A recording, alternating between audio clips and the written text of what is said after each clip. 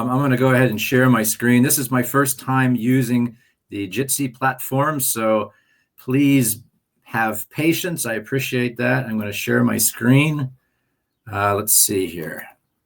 Now, hopefully you are seeing my screen. Is this correct? Is this joke appropriate? Yeah, we see it. All right, wonderful. Yeah. Good. So I cannot see everyone right now. Occasionally I'll flip back over to the Jitsi screen to see your smiling faces or a circle with a letter inside of it representing you, and see if anyone's asked any questions or is frowning or has their hand up or something to that effect. So thank you very much for coming. My name is Damian Synadinos, and this is this joke appropriate? Thank you for taking time out of your day, your morning, afternoon, or evening, wherever you are. Guess what? This is my first time doing this talk. I'm a professional speaker, but this is brand new content. So thank you very much for David for giving me this opportunity, and thanks to you. But again, your patience is very much appreciated. And the subsequent question and answer, of course, we'll talk about the topic at hand, but also if you have any comments and feedback on the presentation itself, how to make it better, I'd appreciate that. So thank you very much. This talk is not funny, although the topic is jokes. It's not a funny talk per se. Maybe if it was in person and I could interact with you more directly, it might be more lighthearted, but it's generally a serious talk, even though the word joke is in the title. This talk is not going to tell you what an appropriate joke is and which jokes are inappropriate. Instead, it's going to give you tools, offer you suggestions, advice, things that have helped me better determine what are appropriate and inappropriate jokes. And maybe if your context is similar enough to mine, then it will also help you, offer you some tools to help you make the same determinations. So briefly about me, this is my introduction. My name is Damian Synadinos. I live in born, raised, and live in Columbus, Ohio, in the United States. These are a few different ways you can get a hold of me. The bottom left, if you're nearby, you can use that method.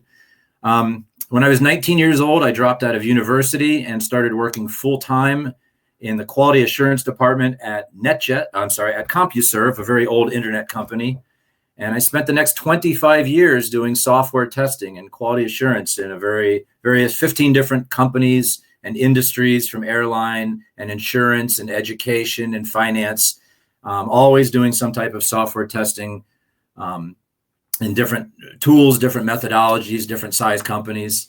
Another thing that's relevant is 5 years ago, I decided to become a full-time speaker. My focus is mostly the soft skills, air quote soft skills, things like the importance of emotions and empathy, communication, effective communication techniques, how to reduce miscommunication, modeling, heuristics, these type of underlying concepts that are fundamental to the core of everything that testers do, everything that humans do. And another relevant bit about me is I'm a lover of comedy. I not only enjoy watching comedic shows and movies and comics on stage since I was young, but I analyze comedy. I love reading and understanding what makes us laugh. There's an old saying, explaining a joke is a bit like dissecting a frog. You may understand it better, but the frog dies in the process, and what you find inside is only interesting to those analysts. So that's very much how I believe comedy is. I like to analyze it and understand why it works, but that's not for everyone. So that's enough about me. Let's get into the topic du jour. Is this joke appropriate? I wonder how many of you actually read the abstract that was posted at meetup.com. But if you read the abstract, you might have seen this picture. It's a picture of a person poking a bear and telling a joke. And maybe you've heard this idiom, don't poke the bear. If I could interact better with you, I might ask, what does this mean to you? But I would suspect that even if you've never heard this saying or this idiom, this phrase, you might suspect that poking a bear is probably an unwise thing to do. If you poke a bear, it's possible that the bear could get up and maul you or chase you and eat you. And generally the meaning of don't poke the bear is don't do things that are unwise, with an implied follow-up of, or unpleasant things might happen in return. This is just one phrase that means that. There's other similar phrases. In Latin, Draco dormiens nunquam titilandus. It's the motto of Hogwarts from the Harry Potter movies. That means never tickle a sleeping dragon. Very similar idea. Let sleeping dogs lie. Don't bother dogs. Don't do things that might cause trouble. Don't stir the pot. Garbage in, garbage out. Sandeep offered me that one. If you play with fire, you might get burned. These are all sayings that generally mean the same type of thing. A more common, frequent one that you might see, a more modern version of this, is when you play stupid games, you win stupid prizes. Maybe you've seen people say that phrase on the internet. So that's what we're going to talk about today. The stupid games that people play, the stupid prizes that they win from playing those stupid games, and more importantly, how to determine exactly what is a stupid game and what's not a stupid game. And what if you don't even know that it's stupid? What if you're playing a stupid game, but you don't realize that it's stupid? Is that fair? And finally, since you're a bunch of technologists and testers, I assume, from this meetup, how does all of this apply to you and your job and your context as a professional tester or technologist? So let me check the screen. Any questions or comments so far? I just see a bunch of circles with letters. So, all right, I'm going to assume we're okay. We're okay? Yeah. Can you hear me, Damian? I can, yes. Yeah. So there's we have a chat going on here. I don't know if you can see the chat, but there's a guy called Trista that says that your voice sounds like David Lynch. Have you heard that one before? I haven't. Is that a compliment? I hope that's a compliment. I think, is he the director, David Lynch, the strange director? Lynch, yeah. Okay, exactly. Yeah. Well, good, I guess. Yay. So I heard I have a voice for radio and a face for radio. So yeah. Okay. All right. So let's continue on. Thank you for that. So consequence, I believe in starting with definitions, define the terms that you use. So a definition of consequence is a result or an effect of some particular action. Synonyms for consequence are a result, an effect, an outcome, some reaction again. Now I am talking about undesirable consequences. Clearly, a consequence has no positive or negative implication to it. Sometimes it's seen as something negative when people say, oh, there's consequences to your action. They use it in a negative way, but that's not by definition. By definition, it could be something good or bad. But today I want to focus on undesirable consequences. Certainly, you may want certain things to happen. And if that's so, that's a positive consequence. But if you don't want something, if it's undesirable, those are the types of consequences I want to focus on.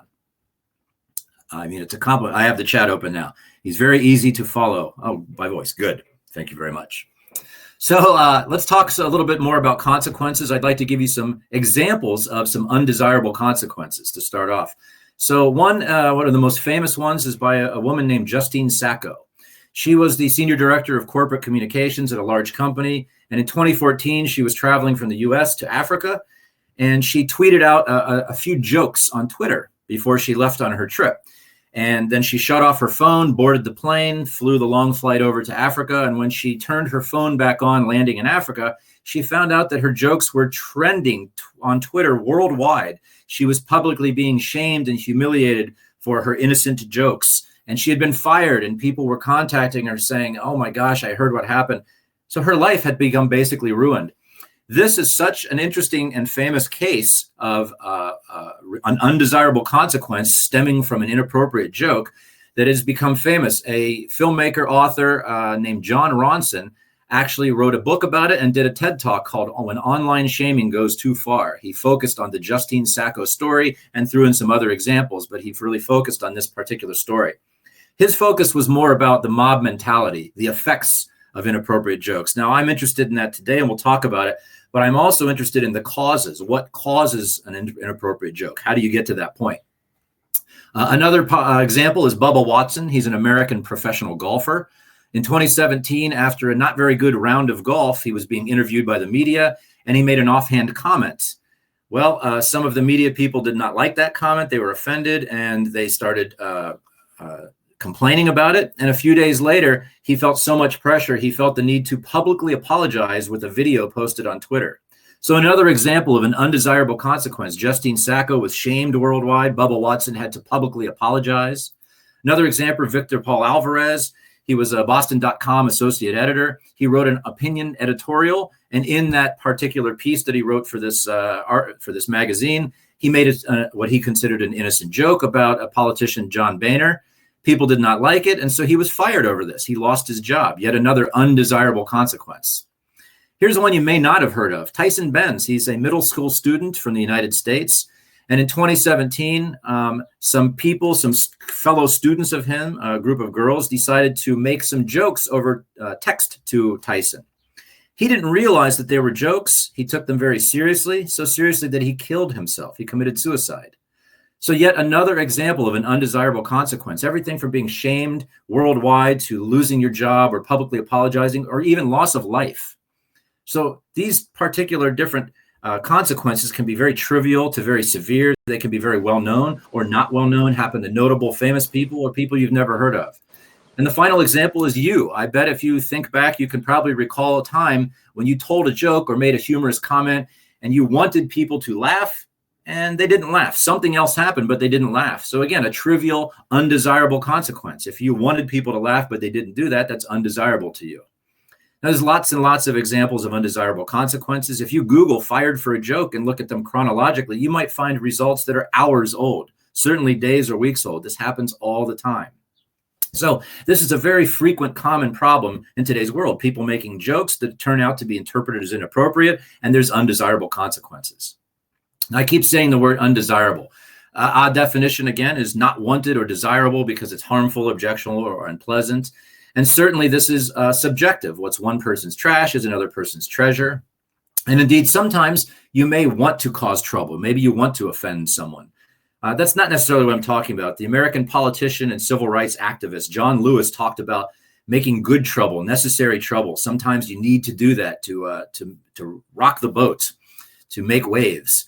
Now, that's not the type of trouble I'm talking about. Indeed, if you want to offend someone and you do offend them, then that's desirable. That's what you want to do. So it's not really a negative, undesirable consequence. So again, I want to reiterate that I'm talking about undesirable consequences. Now, why is this interesting? Because I bet if you were to go back and talk to any of the people I just spoke about on the previous slide and give them a crystal ball where they could magically see the future and say, look what's going to happen after you tell this comment to the media, Bubba Watson. Or, hey, students, after you make this joke, this kid's going to kill himself. That's what's going to happen. Now, they may think it's right or wrong or fair or unfair. They say, maybe those consequences aren't really fair. That's far too severe a consequence for the joke I made. I say, well, that may be your opinion, but regardless, you're seeing the future. This is what actually happens. Now, if those people could see the future, it's very likely that they'd make a different decision and say, boy, if that kid's going to kill himself for me making a joke, I'm not going to make that joke. Or if I'm going to be publicly shamed and trend across the entire world, maybe I won't make that joke. That's not guaranteed. Maybe they'll still choose to do the same action. But I bet if they could see the future and realize the undesirable consequences that would follow from the inappropriate joke, they might choose to make a different action. They might choose to make a different choice. Now, unfortunately, none of us can see the future. We don't know definitively what will happen. But we constantly make estimations and predictions in our personal life and our professional life. And certainly those things are more accurate when they're made by educated information, informed decisions. So that's what we're going to talk about today, how to make more informative, educated predictions about what might happen with inappropriate jokes. Another word I keep talking about, appropriate. That is something that's suitable or proper for the circumstances. Synonyms are something that's apt or fitting or something that's accepted. And again, this is also very subjective. What's appropriate for one person is inappropriate for another. And that's kind of key and essential to what we're going to be talking about as we go through this presentation. So the question is, what is and is not appropriate? The question is this joke appropriate? Well, the answer is, unfortunately, it depends. That's perhaps not very surprising. The answer to is this joke appropriate? It depends. Now, this is an accurate but not very fulfilling answer. It's factual, but it's incomplete. It doesn't help me very much. It's true, but it's not very helpful. So I'm interested in something that's more fulfilling, a more complete answer. So I wanted to dig a little bit deeper. So it depends on what? Well, I think first it depends on how you view the world. People view the world in different ways. Some people view the world based on how things should be or how they believe that things should be, how the world ought to be. Some people have a more practical view on how things actually are in the real world. And I think depending on how you view the world, produces different answers to this question. So is this joke appropriate? Let's say that you've used the world philosophically, theoretically, technically. Sometimes you're discussing something with someone and they say, well, you're technically correct. That's what I'm talking about. Technically, according to theory and hypothesis, this is a correct answer. The correct answer in this point of view, this worldview is, yes, this joke is appropriate. Now, how can you possibly know that that's the answer, Damian? I haven't even told you what the joke is. How can you say definitively that this joke is appropriate? I can say that because the opposite answer to the question, is this joke appropriate? Instead of yes, it is appropriate, the opposite answer is no, that joke is inappropriate. And that's a dangerous answer because it leads to what's called a slippery slope. Now, if you're unfamiliar with what a slippery slope is a metaphor. It's based off of a literal kind of visualization of someone walking down a sloped angle, and they slip, and that leads them to slide down. And they slip again, and that leads to another slide. And they slip again, and they keep sliding further and further down the hill until they're at the very bottom. Other metaphors are a dam bursting. Dams typically don't burst all at once. They start with a small crack, and that crack leads to another larger crack, and one crack leads to another until eventually the dam will burst. Or dominoes falling. There's a kid's book called If You Give a Mouse a Cookie that is, in essence, a kind of a metaphor for a slippery slope. One thing leads to another until it has some type of disastrous consequence. So a definition of slippery slope in the metaphorical sense is a small first step that could lead to a chain of related events that culminate in some significant, usually a negative effect. Now, you might have heard slippery slope referred to in a fallacious way, the slippery slope fallacy. Slippery slopes can be fallacious, in other words, invalid, if, for instance, there's no links. If you say, well, A could lead to B and B leads to C, and eventually we end up all the way at Z, and somebody's unable to find a link between B and C or C and D, then that's an example of a fallacious, a false slippery slope. A slippery slope can also be fallacious if the links between the individual steps are very weak, and there's many of them. You say A could lead to B, and B, very unlikely, but it could lead to C, and it's a long shot, but maybe C leads to D, and eventually you get to Z. Well, I'd say that's a lot of 26 different steps, and they're all very weakly connected. That's another example of when a slippery slope can be fallacious. But I think in this case, a slippery slope is, when talking about jokes, is not fallacious, especially when considering the answer, no, this joke is inappropriate. So to give you an example, let's say that someone is considering on telling a joke about the letter A. And they say, hey, Damian, is this joke appropriate? It's about the letter A. And I say, well, you know what? The letter A is my favorite letter of the alphabet. It's the first letter. I'd prefer if you don't joke about the letter A. So no, this joke is inappropriate.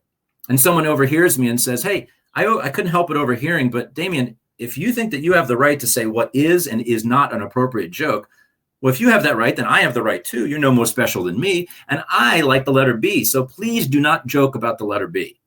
And a third person overhears and they say, I like the letters C, D, and E. You guys can joke about A and B. I don't really have any affection for them, but the letters C, D, and E are very special to me.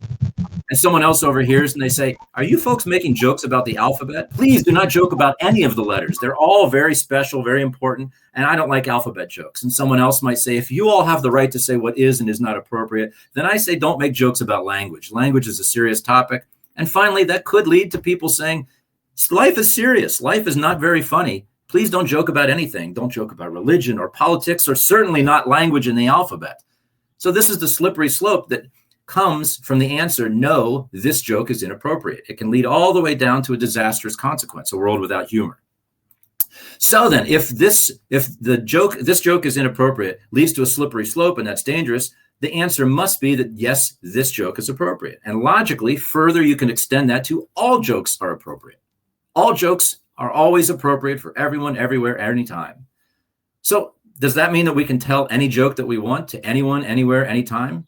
Of course you can, if you don't mind dealing with the potentially undesirable consequences.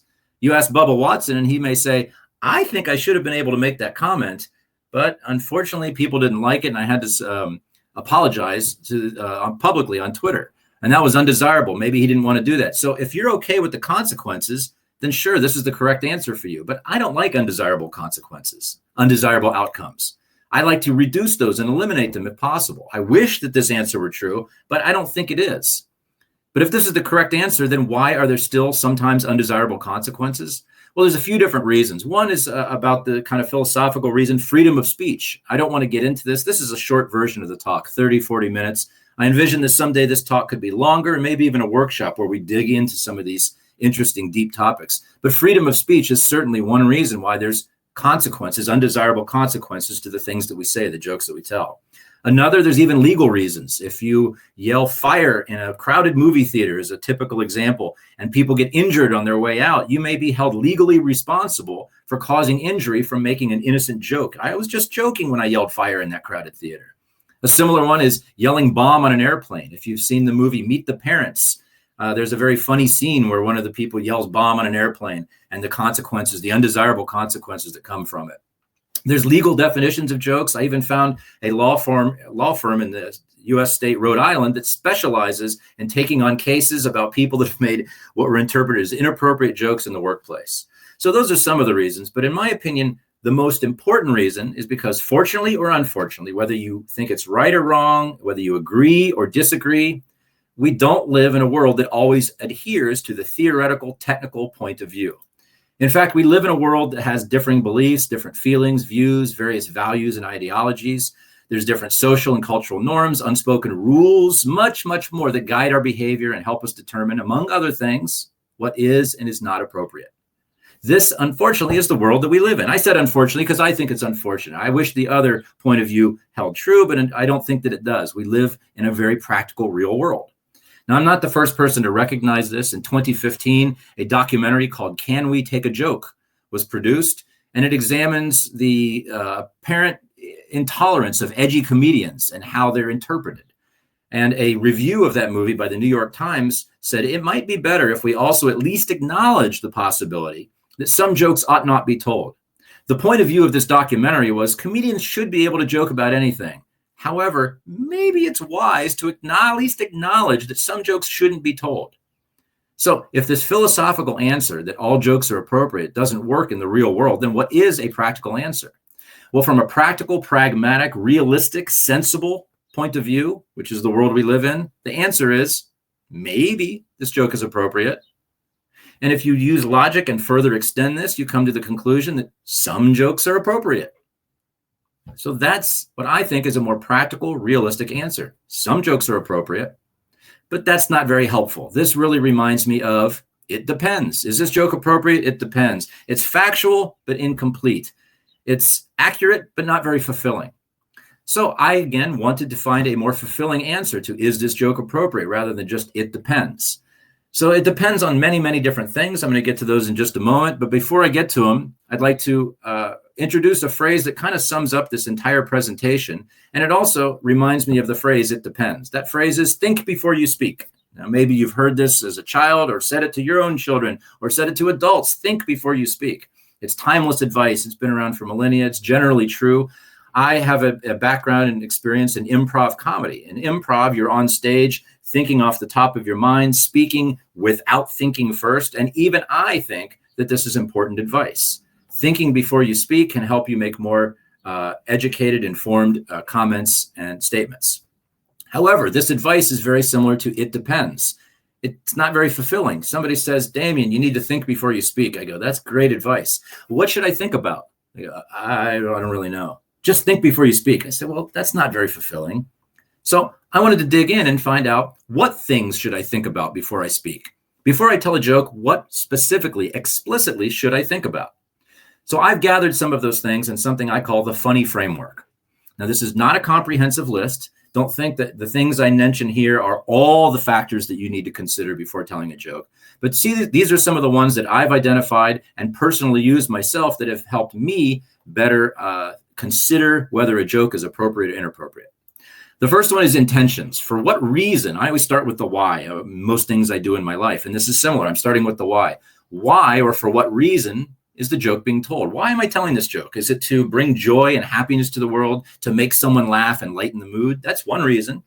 But that's not the only reason that people tell jokes. Sometimes they tell jokes to raise their status socially or politically, or lower the status of another person or group, or maybe make a commentary, political commentary or social commentary. There's many different reasons that people make jokes. So that's one thing to consider is why is this joke being told in the first place? Another thing to consider, what's the content of the joke, the subject matter, the topic, the characters, the situation? Is it a dirty joke, a blue joke dealing with taboo subjects? Is it something that's wholesome and innocent? Is it about babies? Is it about politics or religion? What's the actual subject matter? Something to consider if you're trying to figure out if a joke is appropriate or inappropriate. The medium, how, by what means is the joke being told? Written, verbally, remotely, directly. If I'm telling a joke face-to-face with a group of people, they might repeat the joke afterwards and even say, I heard this joke from Damian, but it's not me telling the joke.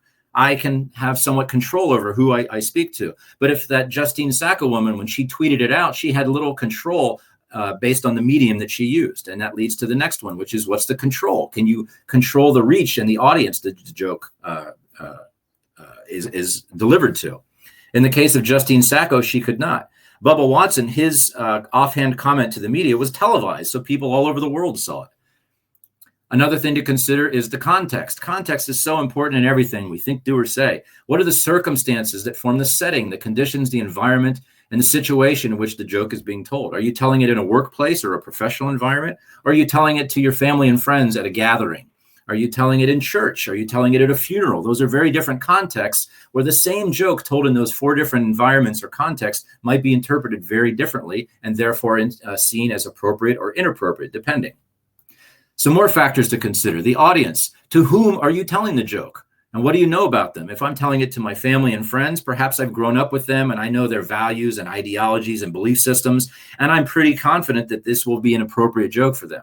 But if I'm speaking to coworkers or even strangers, maybe I don't know much about that audience. So there might be more danger saying, I don't really know what they think about this topic. Further, what's your reputation? What's the standing of the joke teller in the context and with this particular audience? If I'm with my family, they hate me. No, I'm kidding. If I'm with my family, perhaps they trust me, and therefore that's an important factor to telling a joke. If I'm with a bunch of strangers, they don't know me, and maybe since they don't know me, they don't trust me, and therefore the same joke told by a trusted source versus an untrusted source might be interpreted differently. So what's your reputation? Interpretations. How is the joke desired to be understood? I talked about undesirable consequences. How might this joke actually be understood? So let's say I tell a joke and I've considered the why. Why am I telling this joke? To bring joy to the world. Therefore, the interpretation, I hope that people interpret it as funny so that they laugh. And I think that it's very likely, based on the audience and my reputation and the context and the reach, I think that it's very likely. However, there are other possible interpretations. It's less likely, but it's possible that someone might be offended by this joke. That's another way it might be. And another third way I can think of is maybe they'll be scared. Maybe they'll be so terrified by this joke that they'll get nervous. And so for each interpretation, what's the likelihood? How probable is it that the joke will be interpreted this way? Very likely, not so likely, almost impossible to be interpreted this way. And for each interpretation, what are the consequences? If they interpret the way I want them to, they'll laugh. But if they interpret it in a less likely way, which is they're offended, perhaps they'll punch me in the nose. Maybe I'll get fired from my job. And what if they're scared and terrified from the joke? Maybe they'll run out of the room. Now, if these last few factors of the funny framework seem familiar, they might be because it's very similar to some of the factors on some of the risk analysis methods. Some people do risk assessment. There's different methods to doing it, but a very common one that you see often is probability and impact equals risk, some kind of equation or formula that people use to try and assess risk. So those are just a few of the factors that I have added to the funny framework. Again, this is not a comprehensive list, but if you consider these things, it will give you more information. That information can help you better decide whether a particular joke will be interpreted as appropriate or inappropriate. I'm not sure if this will work, but I'm interested if any of you can think of any other factors that you might want to consider when telling a joke. Perhaps timing. I don't know if maybe you mentioned that somewhere. No, that's wrong. Next person. That's a good one. Yes, absolutely. Timing. Perhaps you tell someone a joke after something unfortunate has happened to them versus telling the same joke to that same person after they won the lottery. The timing of that might be very different. And absolutely, timing in the joke itself is also important. Joke telling is an art and a skill, and there's timing and pauses. So that's a very good one. You could add that to the funny framework as well. Anyone else? I have one, Gustav, here. I'm thinking about the audience and the fact that they might be in different, moods or whatever you call it. I mean, is it the morning? Is it the night? Are they drinking wine while you're telling the joke? Stuff like that? Absolutely. I think that's one that's related to the last one. And I think it's very important to consider something like that, because certainly the mood of the recipient of your message is important to how that message is interpreted. You can't control how it's interpreted, but knowing their mood, you might be able to predict the future better. Yeah, something like that. Yeah. So I'll move on, but I'm sure that if each of you think about it, you can come up with many, many more factors that are important to consider before, to add to this funny framework, to consider before making a joke, deciding whether it's appropriate or inappropriate. So there's criticisms to this. People might look at this and say, holy cow, Damian, I'm not so sure about this. My first criticism is it might not work. You're telling me that I need to, before I tell a joke, I should think about these 10 factors and also the mood and also the timing, these 12 different things. You want me to stop and consider all of those? And I do that, and I come up with a better estimation, and I decide that it's appropriate, and I tell the joke, and I still get punched in the nose. It might not work. And I say, you're absolutely correct. You're absolutely correct. It's not an algorithm. This is not a computer program that you can type in answers to those 12 factors, and it will spit out a receipt saying, yes, this joke is appropriate, or no, it is not. Do not tell it. It's not an algorithm. It's a heuristic. These are guidelines that you can use to gain more information, and information will give you insight. So yes, just like heuristics are not guaranteed to always work and be successful, that's the same thing with the funny framework. It might not work. However, it might work. So while the framework does not guarantee that you won't still tell an inappropriate joke, not using the framework does guarantee a greater chance of a possible undesirable consequence. If you don't think about any of these things and you just tell jokes without thinking about them, in other words, you don't think before you speak, you will have a greater chance of failure. Another criticism is, holy cow, that's a lot of work, Damian. Again, 12 different things, and there's probably more that I need to think about. So I would say, yes, absolutely. Elvira, I see your comment, and I'm going to get to that in just a moment. You're actually seeing the future of my presentation there. Practice is everything. I agree. And that's what it says right here. It is a lot of work, but practice makes perfect. So initially, this framework is very slow and difficult to use. In fact, I think about these same factors, and I considered these different factors. And when I started using this framework, it was very slow, very clunky. It was very difficult. And sometimes I would pause so long thinking about these things, the time had passed, and I didn't, whether the joke was, whether I figured out it was appropriate or inappropriate, the time for telling it had passed. But with practice, as you say, Elevator makes perfect. The more I practiced it, the better I got, the faster I got. So while it might be initially slow and difficult, with practice, things will become better and you become more adept. A quick analogy is riding a bicycle. When I was young and I started riding a bicycle, I was not very good. I wobbled around a lot and I was very slow. And guess what? I fell down a lot. Well, that's how it is with riding a bicycle. Now, if you just give up and say it's not worth it, you might miss out on the benefits of riding a bicycle. However, I stuck with it. I kept practicing. And with practice, guess what? I got faster and faster. I was able to ride more quickly, more steadily. I didn't wobble as much. But guess what? Sometimes I still fall off. Just because I practice riding a bicycle doesn't guarantee that I will never fall, but it reduces the chances that I will fall. And if I don't practice riding a bicycle, similar to not using the framework, it does increase the chances that I will fall because I'm not practicing. So that's kind of an analogy to why I believe this framework, although difficult and slow initially, has benefits. So what? So who cares? So the funny framework allows us to gather information. It offers us information. That information can give us insight. Gathering information and not doing anything with it is not very useful. But if you're able to connect different pieces of information and gain insight, that is useful.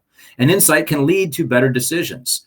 Not necessarily the best decision, sometimes still the wrong decision, but it can possibly lead to better decisions. And better decisions can help avoid inappropriate jokes, not eliminate. You might still make an inappropriate joke even after doing all of this stuff. But avoiding inappropriate jokes can help reduce undesirable consequences. So indirectly, the funny framework can help reduce undesirable consequences. And I certainly don't like undesirable consequences. I'm sure that Bubba Watson and Victor Tyler Benz, the friends of his, and Victor, all those other people I mentioned, Justine Sacco, they don't like the undesirable consequences. Perhaps if they had the funny framework, it could have helped them make better decisions. Now, so what, Damian? I'm a tester, and all you've talked about is jokes so far. How does this apply to me? Well, here's the punchline. Many jokes end with something that's a twist or a surprise ending, something that's unexpected. And this presentation is very similar. There's something unexpected at the end. In this case, it's the name of the funny framework. The funny framework was named so because not only it's funny because it's talking about jokes and how to determine if a joke is appropriate or inappropriate, but it's also funny with a different definition of funny. Funny can also mean something that's interesting, something that's surprising or unexpected, like the punchline to a joke. If you remember the scene with Joe Pesci in Goodfellas, he says, "I'm funny how?" That's what I'm talking about. He's not funny, haha. This is funny as in an interesting way. And how is the funny framework interesting? Because it not just applies to jokes, it also applies to things like memes. Memes are all over the place. If you're on the internet or social media, you're going to see memes. Maybe you make memes. Maybe before posting your next meme, you used a funny framework to figure out, is this meme appropriate or inappropriate? But the framework also applies to comments or questions. If you're in a meeting and you have a question, maybe quickly run through these different factors. Say, why am I asking this question? Who's the audience? What do I know about them? What's my standing with them? What's the context? Those might help you better determine whether your comment or your question is appropriate or inappropriate. And that doesn't just apply for meetings at work. It applies for any comment or question you're going to make. Similarly, any action, anything that you do, you can run through this similar framework and come up with more information that can lead to insight and make better decisions, therefore reducing undesirable consequences. Well, guess what some actions are? Product assessment, testing, reporting bugs. These are things that you likely do in your job as a tester and a technologist. These are things that you probably do on a daily basis at work. Well, really, that's anything where there's risk. So imagine that you're about to create a bug. You're testing along, you found a bug. You say, I need to tell somebody about this bug. I need to report this bug. That is an action. And with actions come risks. There could be an undesirable consequence. So rather than just not think before you speak or not think before you act and report this bug, run through the funny framework. Think, what is the reason I'm reporting this bug? Do I want it to be fixed? Do I want people to know what a great tester I am? Do I want fame and fortune because people recognize me as the tester that found this bug? There's different reasons. Who's the audience that's going to receive this bug? Maybe developers, maybe the project manager, maybe the CEO logs into Jira and sees it. How can I control the reach of this? Who's going to see it? What's the context? What's the content of this bug? All sorts of different things. How do I want this bug to be interpreted? How might it be interpreted? And for each of those, what's the likelihood and what's the consequences of that? So that's just a simple example dealing with a simple bug. But certainly in anything that you do as a tester, I think there's possible risk. And if there's risk, you can use the funny framework and those types of factors to consider to therefore reduce undesirable consequences. So the question is this joke appropriate? Is this comment appropriate? Is this test appropriate? Is this question that I'm about to ask appropriate? Is this action I'm about to do something? Is this bug? I gave that example. Is this presentation? Is this thing appropriate? Really, the question is this appropriate? And the funny framework can help you better decide and make better decisions, leading to less undesirable consequences. Now, just to end up, I wanted to tell you why I created this talk for a couple main reasons. Number one, I wanted to talk about risk analysis because I think it's very, very important, but I also think it's kind of a dry topic. Maybe you've sat through risk and risk analysis talks in the past and people talking about risk, and it's kind of a dry topic. But I thought maybe if I wrapped it up in something more interesting, certainly something more topical, like jokes and the negative consequences or undesirable consequences of telling inappropriate jokes, it might be more interesting. Something that's more interesting is more memorable. And therefore, I like to wrap up the talk in something more interesting so that you remember it better. But another reason is because in my experience, in my career, I've met many people that have deep knowledge of risk assessment, and they're constantly evaluating risk when they're assessing a product or doing their job. And then we go to lunch and they take all kinds of risks. They drive recklessly. They tell inappropriate jokes at lunch. And it's fascinating to me that people sometimes can recognize the importance of risk analysis in one area of their life, perhaps professionally, but completely disregard and forget about risk analysis in other areas of their life.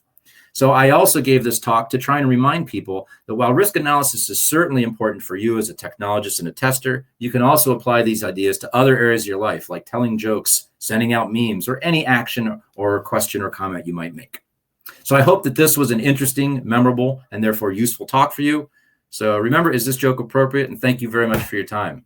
I think we have some time for Q&A now. Wow, Damian, thank you so much. That was quite a ride. Thank you very much. Thank you. I have some questions, but I think I will keep my mouth shut and open the floor for other people. So go ahead and just bomb away if you have any questions or comments for Damian.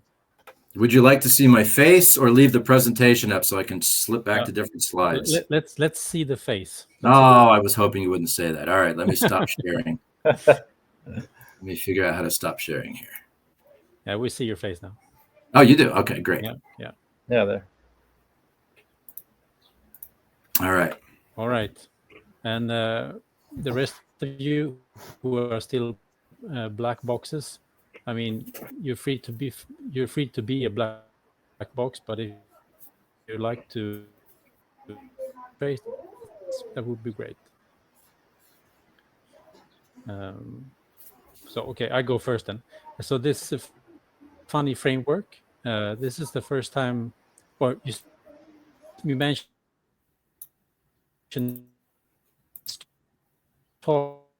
you quite some.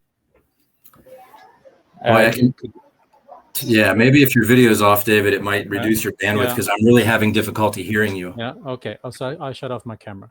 Okay. I repeat my question. So thank you. You mentioned that the talk is new, but I was wondering if the funny framework also is new, or have you been using it before you made a talk about it? I think that the funny framework I've been using informally for a very long time, and it was only I think what happened is the Bubba Watson thing from 2017, I think, was the first instance where I saw someone getting in trouble for telling a joke. As I said, I'm a student of comedy. I not only laugh at comedy, but I study comedy. And this was an instance where comedy caused some undesirable consequence, certainly for Bubba. And I remember thinking, is this fair or unfair? And whether I think it's fair or unfair, it's actually what happened. So I was very interested. And then I started researching like other people that have had undesirable consequences, been fired for a joke. And I came across a story like Tyson Benz, that poor kid that committed suicide. And this is fascinating. And around the same time, many comedians were talking about the politically correct environment and how some comedians don't speak at colleges. And all of this was very, very topical and interesting to me. And as someone that's interested in comedy, I was fascinated, especially also someone that's interested in soft skills and have empathy and consideration for others.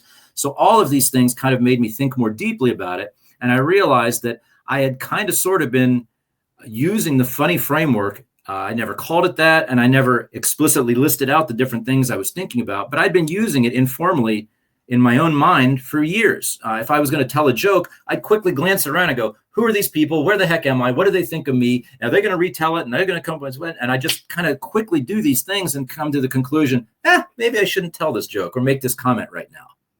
And when I thought about that process and realized that I can make each of these factors explicit and discrete, I was like, this is pretty useful. Based on what I'm learning about Bubba Watson and the state of the world today, maybe the fact that I'm able to reduce the undesirable consequences for myself, I can help others do the same. And then I realized, this is just basically risk assessment in non-professional contexts on steroids. Okay, cool. Thank you. So, Gustav, I can see on your face that you have a question. Oh, Elvir I always has have questions, yeah. So maybe Elvir go first. Elvir. Yeah, Elvir, please go ahead. No, I was just going to comment on what Damian said about this, the entire trip. I mean, for me, it's what the entire presentation has been. I went down the memory lane, like from my awkward teens to my timid 20s, and the entire trip, like from when I even today I have like really hard to speak in public or talk to some people, but I've improved a lot. And this is like I wrote before, practice makes it perfect. You have to just work on yourself. Think about the stuff that you say, or like you said, is this appropriate? Is this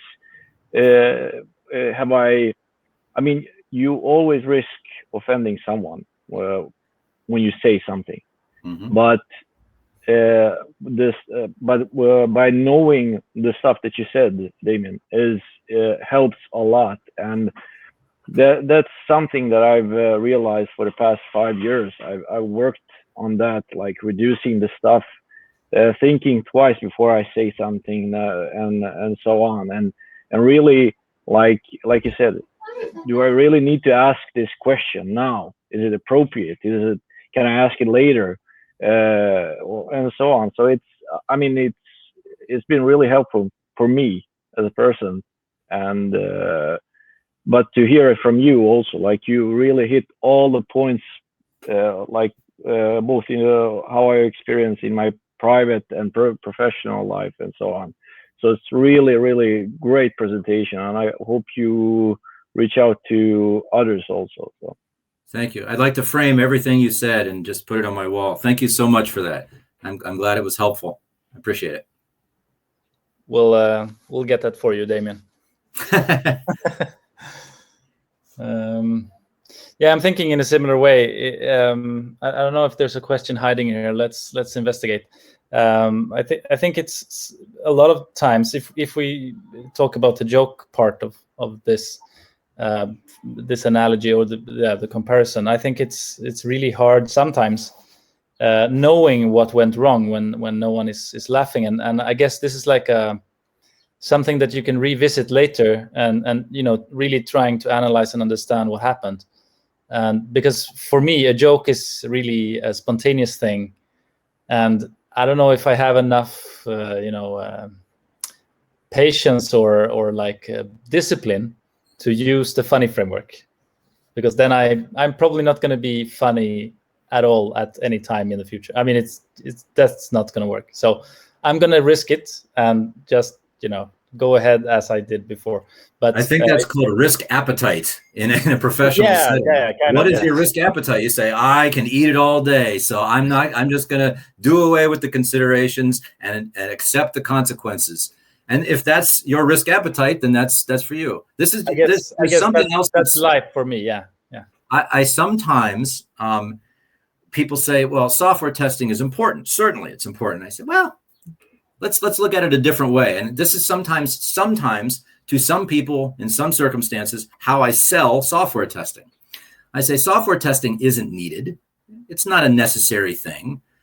Software testing provides information. Information can help you make better decisions. If you don't care about the consequences of your decisions, then you don't care about that information. If you don't need information, then software testing is not for you. If you say, I don't really care, then software testing is not needed for you. But if you do care about the consequences, then software testing can give you information to make better decisions so that you can reduce undesirable consequences. So it's very similar. If your risk appetite is fine, you're the owner of a company and says, I really don't care what our customers think. Then I say, great, you don't need any software testing at your company. Yeah, go with the flow kind of thing. Yeah. That's not how I operate, but to each their own. I think that's really interesting. But as you said, risk appetite. I was having a talk in this meetup a few weeks back, and one of my advice is that you should dare to try things. And I think that's the way within software testing, is rather that we have maybe too much of a framework in front of us because we don't dare to say stuff. But it's always a balance, and you find your own kind of setting to that risk appetite, as you said. But it's really, really useful framework. Thank you. Turned upside down for me. Yeah. Thank you.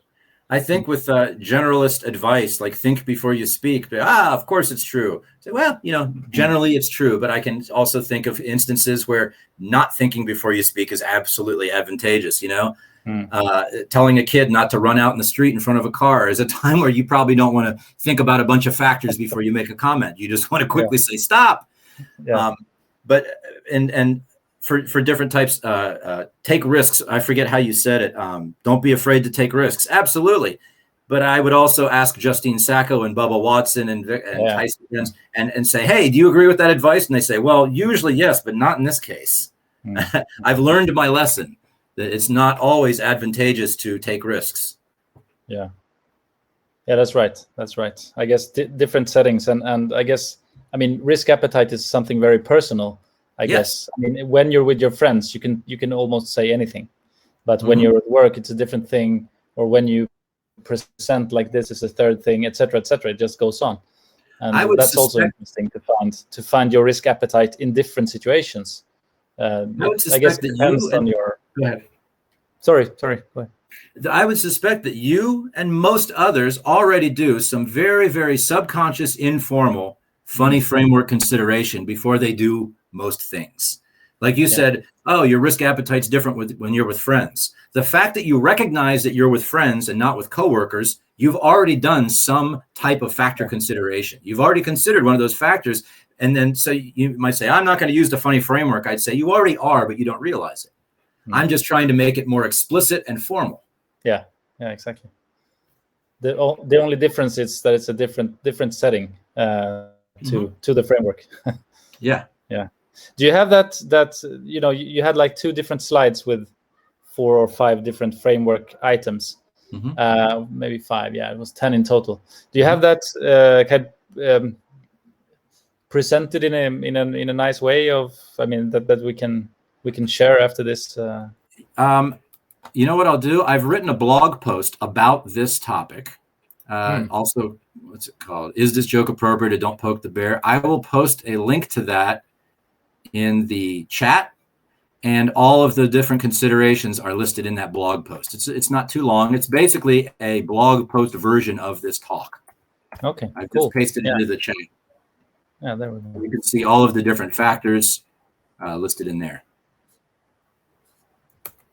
Thank you, Damian. Certainly. Oh, yeah. We have a fellow called Hamid whose microphone isn't really working, so he posted a comment in the chat. I don't know if you can see it. I see, and I think we just mentioned that all people unconsciously use the funny framework to some degree. I absolutely agree with that. I think that most people might say, boy, that's a lot of work. I'm not using all that. And I say, would you tell this joke at work? They go, heck no. I say, well, then you know what? You're using some part of the framework already.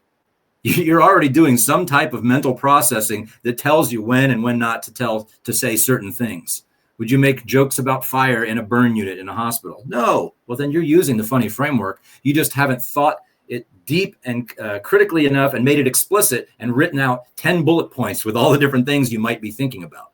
It's happening very organically in your brain. So I definitely agree with that comment, Hamid. So, Elvir, you wanted to say something?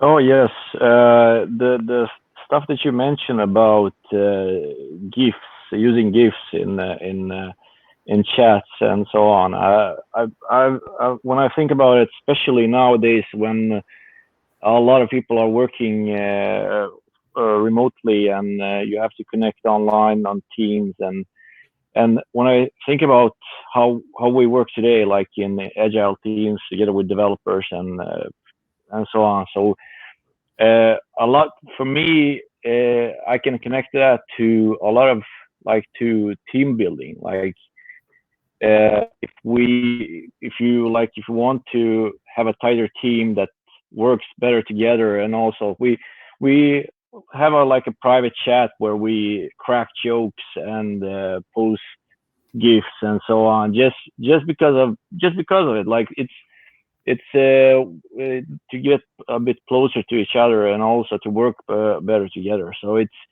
and I can to connect to your funding framework. A lot of in my teams we're using that to is this appropriate? Is this GIF appropriate now, or so on? So it's I mean, during these pandemic days, I've gotten to use that a lot, and I love GIFs a lot. Yeah, good, excellent. Thank you for sharing. Thank you, Elvir. So we have a couple of more people here silently observing. I'm thinking that you have questions and ideas in your head, but maybe you're not saying them out loud. So I'm urging you to speak up now. We're using the funny framework, so we're quiet. Yeah, that's why. Everyone's very wobbly on their bicycles right now. Yeah, they're walking exactly. through. Yeah.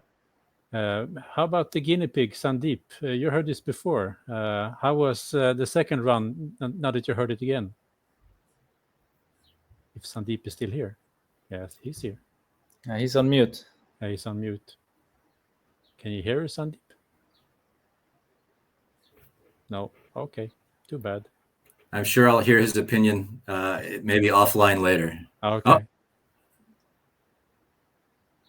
Oh, we have another thing in the chat. When we send a text message, we don't know how that would be interpreted, and we don't know the mood of the other person. Absolutely. Another thing that I've studied very deeply myself is communication, effective communication, miscommunication. And certainly the pandemic has affected our the world, and part of that is how we communicate. And here we are with Jitsi platform meeting through video. As a public speaker, I have not, many other public speakers like myself that make their living doing this for a job, have pivoted and done online presentations. This is the first online presentation I've done in almost a year, and that's by choice. I've chosen not to do online presentations because I feel while it's a somewhat satisfactory stand-in or replacement for face-to-face presentations, it's not sufficient. It's okay, but it's not good enough for me. And here I'm able to see some of your faces and see your facial expressions and see your body language and hear some of your voices for the tone and pitch and volume and speed of your voice. All of those things affect the message that you're trying to give to me. Certainly a text message is missing many of those things. I can't see the person's face. I can't see their mood, their facial expression, their body language.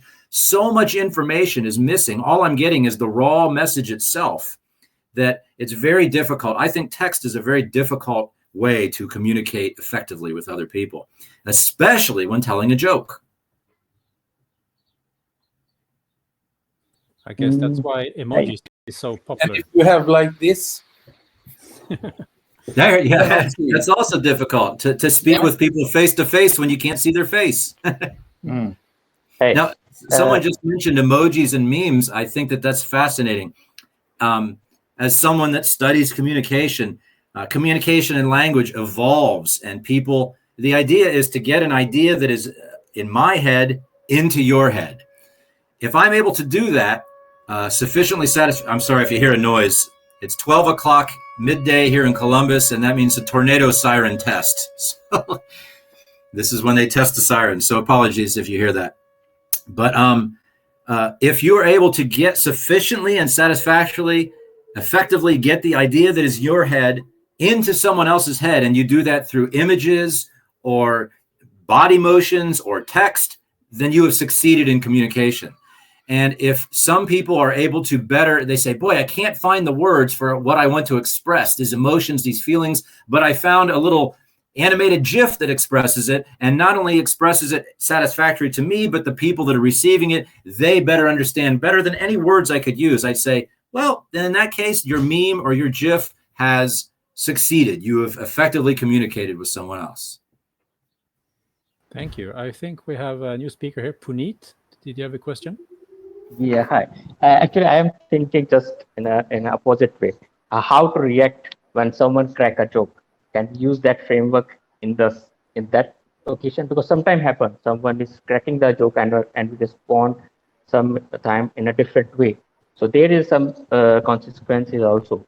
So I'm just thinking, can we use that framework while we respond someone cracking a joke?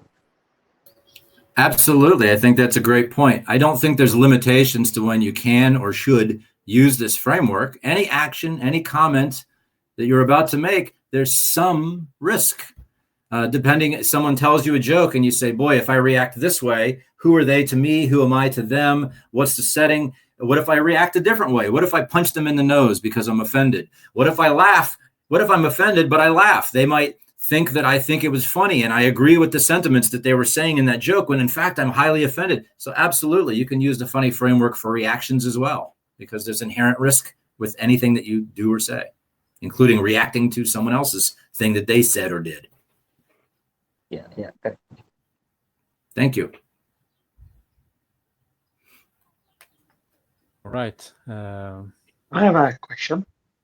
Yeah, Have you ever used a joke to to tell something to someone, but make it funny to soften it? For example, let's say someone smells bad, then you make a joke about that to just have a laugh, and then maybe you just get the message. So maybe there's truth inside the joke. I think that is tangential to what we're talking about. I think that that's sometimes a good way to deliver bad news. And a joke is just a special case of a statement. It's just a special case, a certain type of comment is made and it happens to be labeled as joke, but it's really just a subset of a larger thing, saying something that's said, a comment. And I think that what you're talking about is certainly an effective strategy sometimes with some people in some contexts. Some people might be more offended if you were to make a joke and say, why can't you just tell me that I smell? Why did you have to make light of it? That makes me feel even worse. So I think it just depends. Unfortunately, that unfulfilling question, but hopefully using those framework, you can come to a more fulfilling, you get more information and a more fulfilling answer rather than just it depends. You could say, for Joe, he might like to hear that he smells through a joke, but for Bob, he might like me just to tell it to him straight, based on all the information I've gathered through the framework. And have I ever done that? Certainly. But not necessarily for telling someone that they're smelly. That's good with a digital connection here. We don't know. So I reached out to Sandeep via the chat, and he's here with us now. Okay. I mentioned earlier, Sandeep, that since you were the guinea pig for the first run, or one of the first runs of this talk, maybe you have some comments. Now you heard it the second time. You're muted, Sandeep. You need to unmute.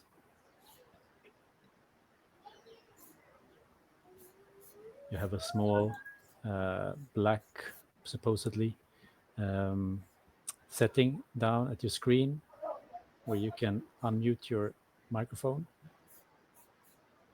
Or if that's not possible, then you need to write in the chat. And now Sandeep disappeared. The mysterious guinea pig disappeared again. He's probably just going to have negative comments anyway, so it's okay. All right then. No, I'm teasing. That was an appropriate joke. I know Sandeep.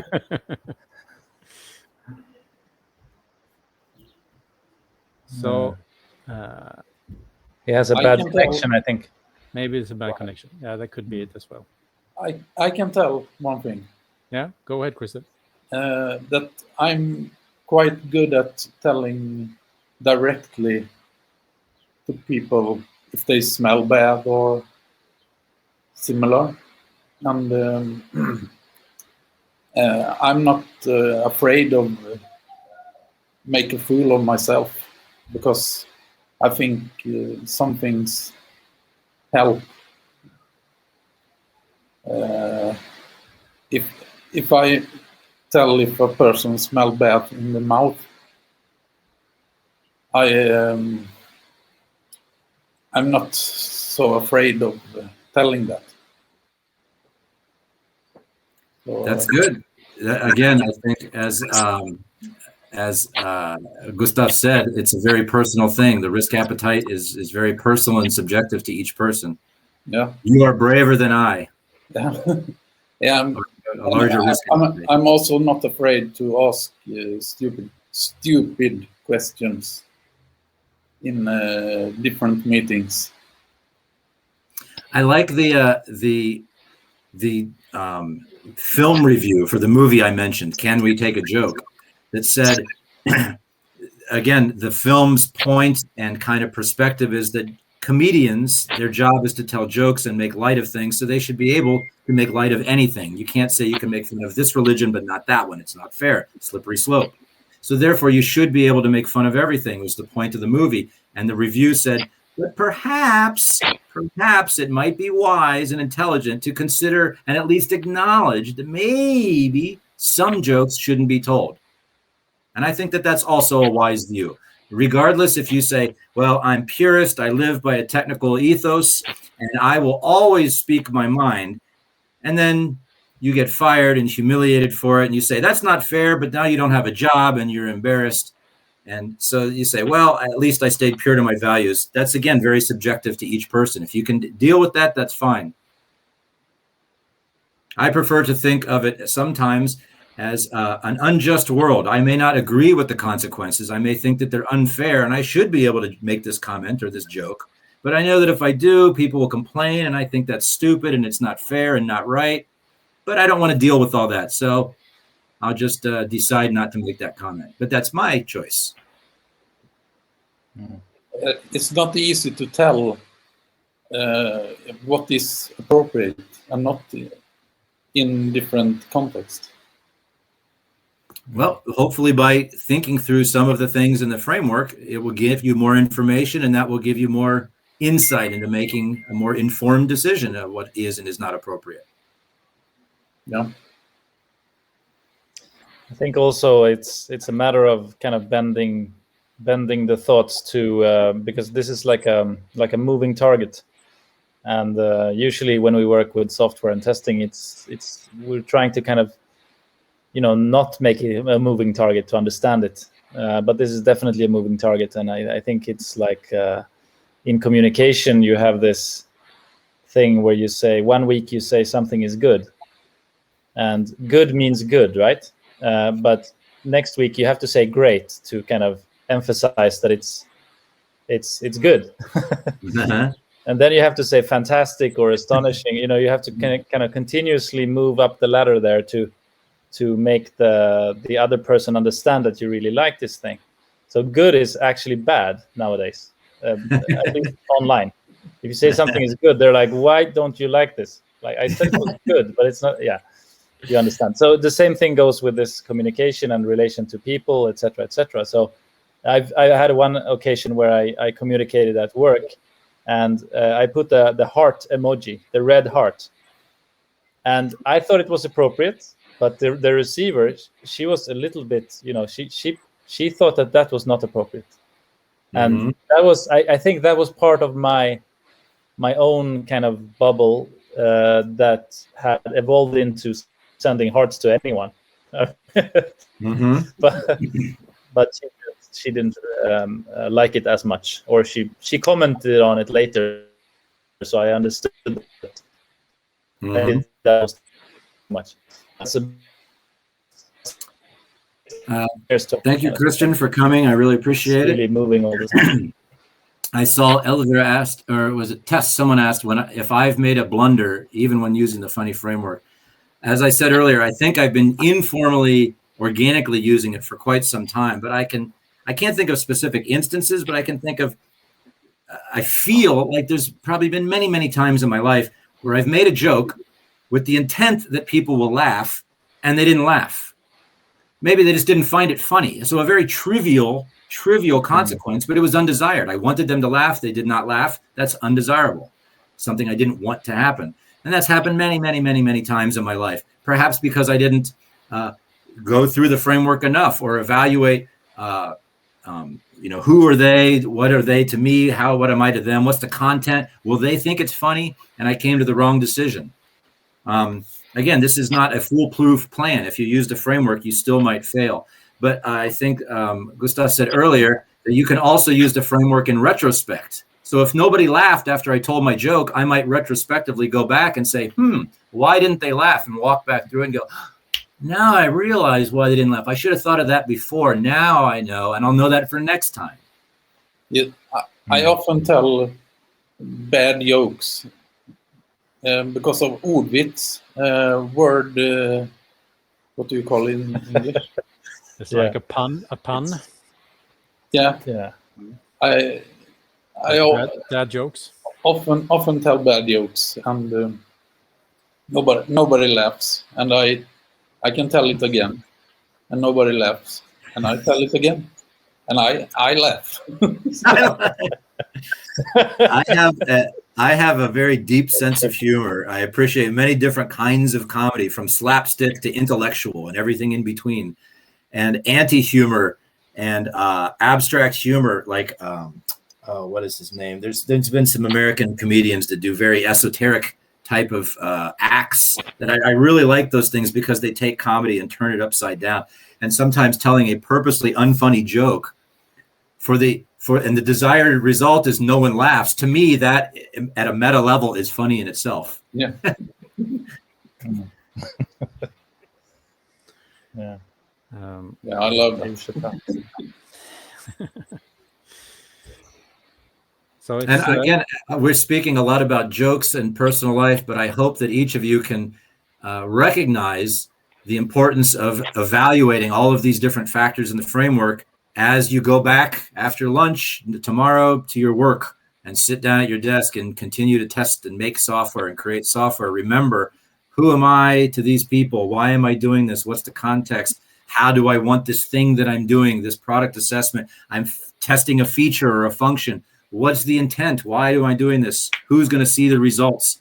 Remember that all of this applies in a professional context as well. That sounds like a perfect wrap-up, Damian. Thank you very much. So I'd like to thank you and thank the audience for coming. And That's a great part of it. Sorry? Gustav, did you say something? No, I was just agreeing to the fact that this analogy or the comparison between jokes and work or testing, whatever you want to apply it to, is a strong thing here.